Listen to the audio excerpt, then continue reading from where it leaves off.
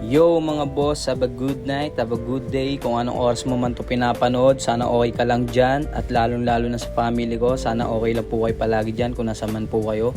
At ito nga pala ang aking motor. At ito yung aking apps na nagbibigay sa akin ng money. At yan ang aking get up, nagmaka-vloggeries. At syempre, nagdasal muna ako dito.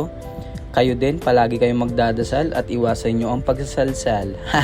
So ayun, papunta na nga po pala ako ngayon sa first booking ko dito sa McKinley Hills. At sa mga nakakapansin nga po pala, no, bakit hindi ko po pala sinasama sa video yung mga dinideliveran kong customer ko. Kasi po yung ibang customer po talaga ayaw po nila magpakuha ng proof of delivery. Yun ay pag picture pa nga lang po ayaw na nila, kaya sa video di ko na rin po talaga sila sinasama kasi syempre respect the game. At ayun, ganun lang. Tamang ano lang ako dito, walk trip doon, kuha ng booking dito, kuha ng booking doon. Kaya yan, palagi lang kalsada, pagkain yung pinapakita ko, tsaka ako, syempre ako bida rito, vlog ko te. So yan, tamang walk trip lang ako, tapos nagkakapera na ako. Alam mo yun, diba? Pinasukan ako ng booking kunyari dito sa market, tatid ko lang din dito banda sa BGC, nagkakahalaga ng 80 pesos. Yung 80 pesos na yun, titirahin ko lang yun ng 30 minutes. Ganun lang ka-basic yung money dito. Pero syempre, kailangan mo talaga rin mag-ingat kasi napaka-risky rin pag nagdi-deliver ka. Syempre, naka 2 wheels lang tayo eh. Kaya yun, lagi lang tayo magbabaon ng pasyensya. Maging kalmado lang tayo palagi sa daan. Kasi mahirap mapaaway sa daan. Hindi natin alam ang ugali ng bawat isa. Hindi natin alam yung ugali ng taong na nakasalamuhan natin, di ba? Kaya yun, dapat maging ganyan na lang tayo, kasing kalmado tayo ng pusa. Alam mo yun, sarap na ganun, no? Patulog-tulog ka lang, no? Pero syempre, kailangan mo talaga magtrabaho para syempre may pang-upgrade ka sa sarili mo, meron ka pang tulong sa family mo. Alam mo yun, talagang dapat yung buhay kahit mahirap, dapat pinapagaan mo. Ginagawan mo lang palagi ng diskarte. Alam mo yun, itong trabaho ko bilang isang delivery rider, alam ko hindi ako yayaman dito, di ako asenso rito, pero ang alam ko ay palagi akong pumapatas, palagi akong gumagawa ng tama, at hindi ako nanloloko ng kapwa. Alam mo yun? Kaya lagi mong tandaan, lagi mong kasama si God, kaya palagi ka lang pumalag kung ano man yung hamon ng buhay na binibigay sa'yo. Kasi walang hamon na ibibigay sa'yo na hindi mo kakayanin. Kaya God is always good all the time. Kaya yan, tamang FT na muna ako dito. Yun, napaaso pa talaga ako. Sarap pala kumain dito ng Tapsilog dito sa may Pitugo kasi may libre silang pares na maraming taba. Talagang high na rin ka talaga. Kaya yan, napasoft drinks na talaga ako para syempre good mood. At syempre, pampadighay na rin.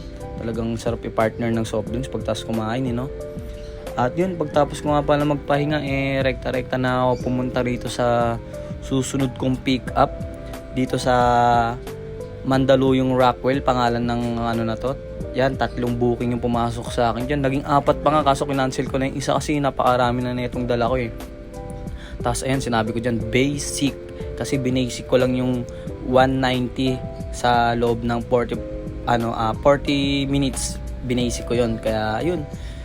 Ito, dito na ulit ako sa Alsada. Yan, napapaisip-isip lang ako dyan na wala tayong ibang gagawin kundi palag lang na palag. So ayun guys, nakawin na nga pala si G-Way mula sa pag-grind sa Alsada. You know what I'm saying? Joke. Yun, nakawin na nga pala ako at ito nga pala yung aking sinahod. Ito mga barya. Kasama na rito yung tip. At ngayong araw na to naka 750 ako. So sa 750 na yun, syempre maglalabas ako ng panggas doon na 100 lang kasi di naman ako masyado nakarami ngayon eh. Tapos 150 sa pagkain ko kanina, syempre 750 minus 250, 500 na lang. So yung 750 na yun, 5 hours ko pala tinira yun, 5 hours ako nag-grind sa labas. Yun lang, ang dali lang naman pag nag-grind ng pag-deliver dito sa labas. Pag nagdi-deliver nga pala tayo, lalo na sa mga delivery rider dyan, lalo na sa mga tropa, ingat kayo palagi kasi ang pag-deliver talaga hindi siya madali. Hindi ko siya masabing madali, pero masarap siyang trabaho kasi wala kang boss, wala kang amo, wala kang oras na gigising ka, talagang nakaplano sa'yo kung kailan mo gusto bumiyahe. Alam mo yun, ayun yung masarap bilang isang rider eh. Ingat lang tayo lagi. At sa mga gusto nga pala mag-apply dyan ng maging isang food panda delivery at Grab, kung gusto nyo mag-apply ng kahit wala kayong lisensya, pwede kayong mag-apply dito basta masipag kayo mag-bike, or pag nakapasok kayo ng bike, pwede kayo bumili ng e-bike. Yan, makakarami kayo niyan kasi marami akong tropa dun sa BGC, puro bike yun.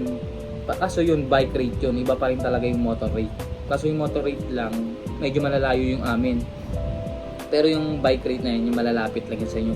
Pero isipin mo ito 50 pesos sa loob ng 30 minutes, may makikita ka ba nito, di ba? Wala. So yun, sa loob ng pag nag-deliver ka, bilang isang delivery rider ka, tapos ang bilis lang ng mga vendor, kunyari Burger King, ganyan, pag pinasukan ka ng booking yan bago ka pumunta dun, 10 minutes, okay na yun. O, tapos i-deliver mo siya ng mga 15 minutes lang o 25 minutes lang, o meron ka na agad 50 pesos ka na agad, di ba? Kaya basic, di ba? Basic lang.